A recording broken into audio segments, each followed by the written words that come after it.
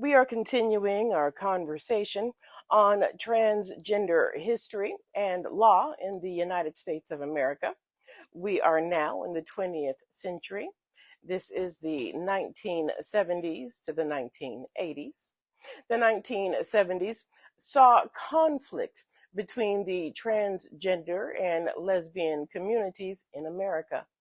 A dispute began in 1973 when the West Coast Lesbian Conference split over a scheduled performance by the lesbian transgender folk singer Beth Elliott. In 1977, some lesbians protested the fact that lesbian transgender woman Sandy Stone was employed at Olivia Records. The first national march on Washington for lesbian and gay rights was held in Washington, D.C. It drew between 75,000 and 125,000 transgender people, lesbians, bisexual people, gay men, and straight allies to demand equal civil rights and urge the passage of protective civil rights legislation. In 1980, transgender people were officially classified by the American Psychiatric Association as having gender identity disorder. The term transgender, as an umbrella term to refer to all gender nonconforming people, became more commonplace in the 1980s. From the 1990s to the 2020s, so current day. 1991 was the year of the first Southern Comfort Conference, a major transgender conference that takes place annually in Atlanta, Georgia. It is the largest, most famous, and preeminent such conference in the United States. Several transgender organizations were founded in the 1990s and early 2000s. In 1991, Dallas Denny launched American Educational Gender Information Service, which provided information and referrals to transgender people, their families, and the press, and published the respected journal Chrysalis Quarterly. Transgender Nation, an offshoot of Queer Nation's San Francisco chapter, was one of the early transgender organizations, lasting from 1992 to 1994.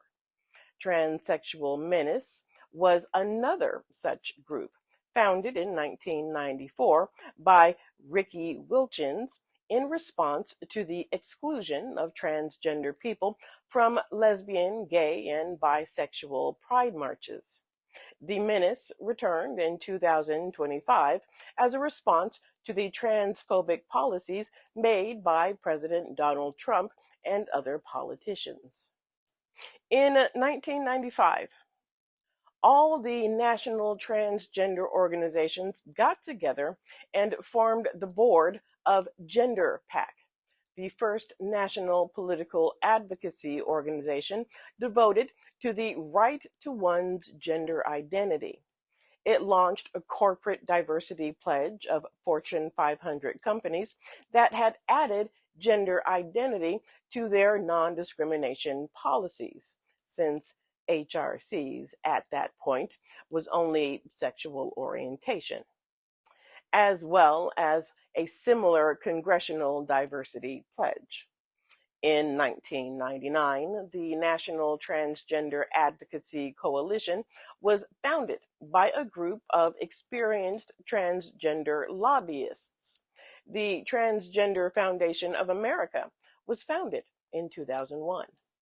In 2003, the National Center for Transgender Equality and the Transgender American Veterans Association, TAVA, were founded. The LGBTQIA+ rights group Parents and Friends of Lesbians and Gays, PFLAG, founded in 1972, also became more supportive of transgender people at the time. Between I want to say 1990 and 2000s, the transgender community became more visible. A high school teacher in Lake Forest, Illinois, Karen Capriva, became the first American teacher to transition on the job in 1998.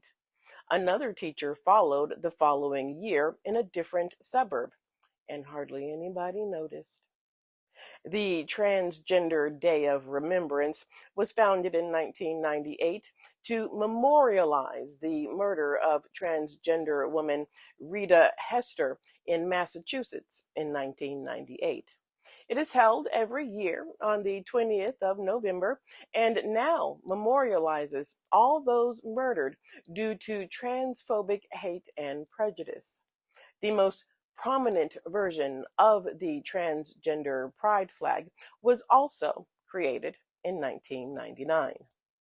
In 2009, the International Transgender Day of Visibility was founded. It is an annual holiday occurring on March 31st, dedicated to celebrating transgender people and raising awareness of discrimination faced by transgender people worldwide.